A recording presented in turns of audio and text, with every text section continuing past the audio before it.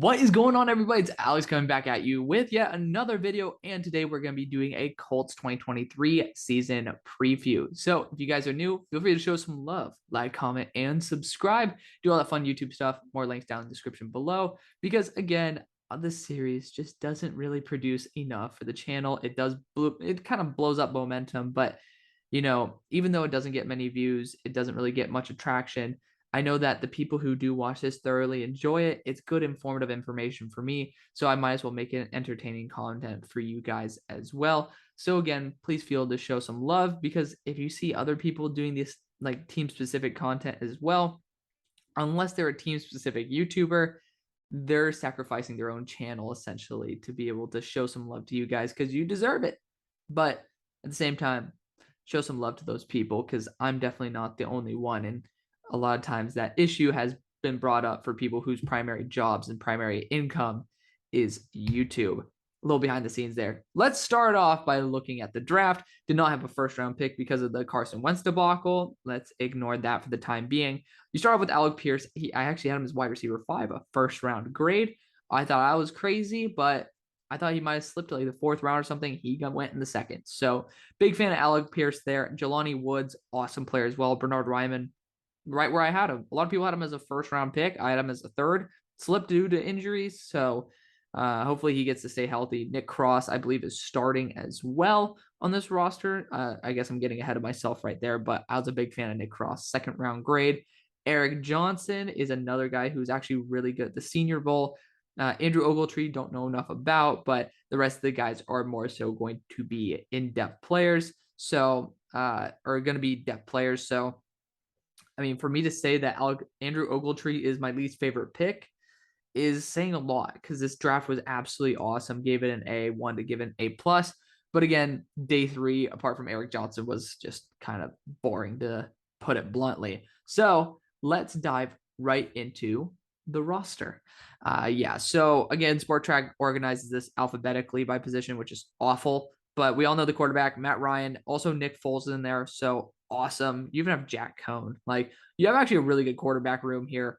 I think Matt Ryan can pick up the offense pretty quickly, but again, you still need to just have that trust with your roster and that comfortability. Excited to see where that ends up. Running back wise, Jonathan Taylor's been a baller. Some people say he's one of the best players in the NFL. Again, he was really good there at Wisconsin. A lot of people worried about his tread on his tires. Like, are they a little bit too worn out? And then also fumbling issue there. So excited to see that he's been able to perform at a very high level. I think the main issue is going to be in the meta view, and like in the mega, kind of like the overarching view of the franchise. I don't really think that you need to worry about that right now. So, it's good. It's good for right now, especially because I do believe this team has a lot of potential. Nyheim Hines is a really good scat back as well. Devontae Price is going to be a really fun guy. And then you have Philip Lindsay, Tyson Williams. It's like, you have a really good crew here. Let's check out the wide receivers. There's a lot of them. So you start out Alec Pierce. I do think he has wide receiver 1 potential in him. Michael Pittman, represent Oaks Christian, baby. But, obviously he's been very talented. So very excited to see an Oaks Christian alum do that. Paris Campbell, if he stays healthy, which for this series, we're assuming that, he's a dangerous threat. And then Mike, actually, if I'm not mistaken, I think he was drafted last year. He actually made some good plays. So, you have really good players here. Desmond Patton for Washington State, if I'm not mistaken, also played very well. Samson Nakua, again, another guy who's made plays at his respective level. You got Kiki QT here, who I'm a big fan of. Good slot. Isaiah Ford, another dude, can make some plays. Like, you actually have a pretty solid wide receiver core, which for this division, if you guys haven't watched the other videos, not very popular. Like, it's not very common to actually have a very solid receiving core. I still don't know if you have a true wide receiver 1 here. I think Pittman is more of a wide receiver 2. And same thing with Alec Pierce. I think that if you had an actual alpha wide receiver 1, like, these guys would be unbelievably dangerous. I still think they are, but I don't think their potential is maximized yet, which again, I could be dead wrong. And I'm very excited to be proven that way, because again, I love both these players. I had Michael Pittman and Alec Pierce, both higher. Well, I had Michael Pittman, I think, as an early 2. So at or higher than their respective draft position. Big fan of both of them. I hope that they can develop into that type of mold. Tight end wise, Mo Alie-Cox, solid player. Then you got Jelani Woods, a super high ceiling player, and Kylan Granson. Like overall, really solid. It was my dream to get Jelani Woods. And fun fact, in my final mock draft for them, and I did it actually with a Colts YouTuber, which was awesome. I just love doing stuff with other YouTubers. It started out, I think, it might have been Bernard Ryman, Jelani Woods, and then Alec Pierce. And it ended up being a different order, but it was still awesome because the first 3 dream picks for me were the picks you made. That was just so cool. Again, represent SMU, Kylan Granson, a really solid option for you right there. Like, again, a really good offense so far. Tackles, this is where I'm going to get a little bit sketched out. You got Bernard Ryman here, praying to God he can stay healthy because, again, that's the only way you're going to be able to do anything. Not really a fan of most of these guys. I think Ryan Van Denmark has a potential to do something for this team. Matt Pryor, I'm not that big of a fan of Matt Pryor. You have Braden Smith, who's been a baller. Dennis Kelly, I hope to God he can do something for you guys because, not mistaken, he used to be interior move to tackle, and I'm hoping that he can just be a really solid guy to fill in at right or left tackle. So fingers crossed for you guys. I didn't really think talking about the offensive line would be the issue for the team. Quentin Nelson, obviously Hall of Famer already, arguably the best offensive lineman in the NFL. Might not be an argument, but you know what? For the people who think Trent Williams is better, there you go. The other guard spot's a little bit more suspect. I would hope that we can maybe put one of those tackles there for the meantime, at least. Will Fry's fun option for you. But looking at the center, you got Ryan Kelly. That's awesome. The other 2, I don't think they'll probably make the roster in the long run. So we'll see about that. Wesley French, I don't think is actually that terrible. So, you have some dudes on roster. Now let's go the opposite way, building the defensive line outwards. DeForest Buckner, he's just a baller, man. I really do hope he has an even bigger impact. Grover Stewart's really damn good too. Eric Johnson, already talked about him. Very solid player. Tyquan Lewis as well. Like, you have some really good players right here.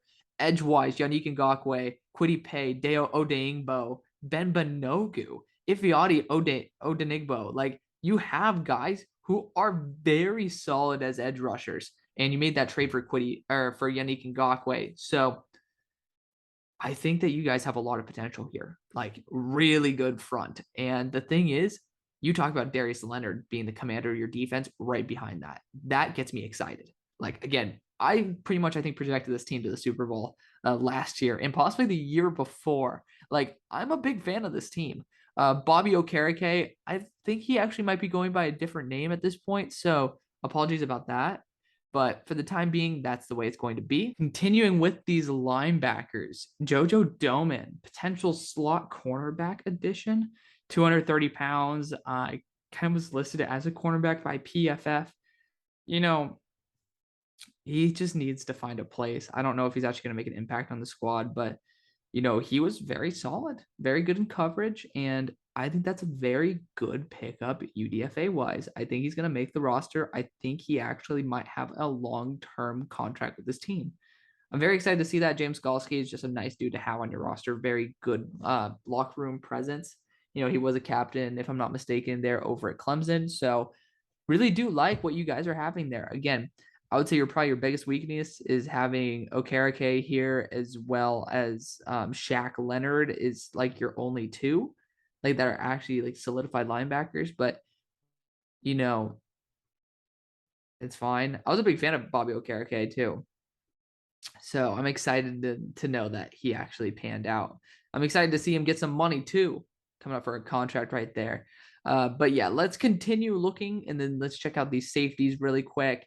Jaleel Adai, he's still in the league for one. I'm excited to see Jaleel Adai still here. But Julian Blackmon, Nick Cross, obviously the 2 guys who I think would probably take the biggest step. Isaiah Rodgers as well. I consider him more to be a corner, though. I like Isaiah Rodgers a lot. But Nick Cross is a baller. He ran, I think, 4.34. Julian Blackmon has already proven himself in the league. Obviously, you have Rodney McLeod here and Brandon King. I don't know much about Brandon King. Will Redmond's pretty solid as well. But Rodney McLeod, again, getting a solid veteran presence there, especially for a developmental rookie like Nick Cross, is excellent. Corner-wise, again, you got Stephon Gilmore, big addition. Kenny Moore, pretty damn solid as well. Again, you got Marvell Tell in here when healthy. He's really damn solid. And Isaiah Rodgers, I do think this team has a lot going for it. So let's continue this and push it into the season. Week number 1. Again, the only reason I have the Texans winning here is because I think their roster's a little bit more meshed. I think it's one that might be a little bit more complete day 1. Tackle situation still a little bit up in the air. This is just a big upset. The Colts usually don't start out on a hot note. If I'm not mistaken, the one game the Jaguars won when they went 1-16 was week 1 versus the Colts. Do I think that's exactly set in stone? 100% no. But I think that could be a very similar way to start the year. Again, you're trying to piece together a roster. And I really want to switch that game, but I'm going to leave it as is. I really do think that the Colts honestly should win that, but you are going to Houston. Davis Mills is going to be coming in hot from a very good offseason, and you're still trying to mesh with the team overall. Again, we already talked about this. We've already done all the division games, and I think one out of season or out of division. So not many things to be adjusting here, but Colts, I do think, just have that good of a roster. When you look at the Chiefs, we'll adjust this when the Chiefs time comes, but I do think actually the Colts could be a team that threatened the Chiefs right there with that ground game. I don't think the Chiefs have a good enough defense to be able to handle Jonathan Taylor. Similarly to the Titans not having very good linebacking core, I think the linebacking core is good enough for the Chiefs, but defensive line, I'm a little bit more suspect. I know you got Chris Jones in there. I'm just a little bit worried about the Chiefs overall. I don't think that their patchiness is going to exactly be set in stone the best for them. You're going 2 mile high here. I'm just going to take that every single time because they actually have a really good team and you're in a great situation. I don't know many times I would choose against the Broncos at home. Jaguars, again, this is actually going to be a good game. I really do think the Jaguars can make something of themselves. I'm giving them a 7-10 record, which is a ballsy statement. Titans, again, similarly, I think Bobby Okereke as well as Darius Leonard could be able to be good enough to be that strong enough second level in case Derrick Henry breaks the first. Then you got Washington Commanders. I do think that Carson Wentz is not going to get his revenge. He could, but that really depends on how Chase Young comes back and how that tackle situation is fixed up. So we'll see. That could be an upset game right there. Then you have the Patriots. You are in Foxborough. This is the master of all defenses. I don't even think Matt Ryan can escape the greatness of Bill Belichick. Again, I think the defenses can cover. I think this defense is good enough to beat the Raiders. I do. You are in Las Vegas, though. That's going to be a tough one to win. That is. So let's break it down. I don't think the offensive line is good enough for the Raiders. That's the real thing. I'm thinking about that battle in the trenches. I'm going to be taking the Colts on this one. I don't exactly believe the Colts can withstand the Raiders' defensive line, but I think they can at a much more consistent rate than the other way around. I don't believe in the Raiders' O-line, and that's going to be a big factor for me. Because if you have a good enough secondary to cover Devontae Adams, as well, obviously Hunter Renfrow, I'm going to choose that. And then you also have really good coverage of linebackers. I'm going to choose that. And then look at the defensive line. Like, if you can overcome that offensive line, you're golden. I really do think this could be the kryptonite of the Raiders. The Eagles, I've chosen the Eagles every single time. This is their match. You know, the pass rush, very solid overall. Very solid. You've got Derek Barnett there. You got Hassan Reddick. Like, you have some dudes who can actually pass rush. Maybe not elite level pass rushers, but you still have some very good ones. The pressure on the inside is going to be great, but also this team has a pretty solid interior. You know, I wouldn't be that blown out just to see that the Colts succeed at locking down this defense. Linebackers, I would still be a little bit worried. I know Kaiser White is there. I think this team's good enough. I think they're good enough to beat the Eagles. The Steelers, they're just a really tough team to beat, even with Kenny Pickett. You know, you got Najee Harris in there. This could be a game I flip, man, honestly, but I am a little bit worried about that tackle situation. And you do have arguably one of the best defenders, if not the best, in the NFL with TJ Watt there. I'm going to leave it as is. Again, I don't know. That's a game I really want to flip. But again, we're leaving 2 games on the table, guys. We're 9-4, and I'm saying there's 2 games where I want to flip them. So you guys could be 11-2. Cowboys are at home. This is a tough one because I don't really believe in the Cowboys given the defensive front that this team has, and they're pretty low on wide receiver depth. We'll see what happens there. But, the Cowboys could definitely make a splash. I'm just a really big fan of the Colts. And again, you are in a dome. I don't really see it as much of a difference. The Vikings are a very talented team, but I'm going to be also choosing the Colts here, fully rested in a dome scenario. This game is going to be fun because I do think that the Colts, the problem is that pass rush with Khalil Mack is going to be nasty. I don't really think that the edge rusher versus offensive tackle battle is going to go very well. I'm a little bit worried about that. Interior, I think if they want to just pound it up the gut, that could be a winning strategy for the Colts. I think linebackers are a little bit suspect for the Chargers, and this team does have a good enough defense. I'm a big fan of the Colts. I have been every single year. They've disappointed me every single year. But thinking about it, I don't exactly have full faith in the Chargers yet. And they still have an issue at right tackle. I'm going to go out on a limb and say the Colts are going to be kicking ass. And week 17, you're going versus the Giants. Man, I'm going to go with Colts again. They're going to be kicking ass, guys. They're going to be 13-4. That's it.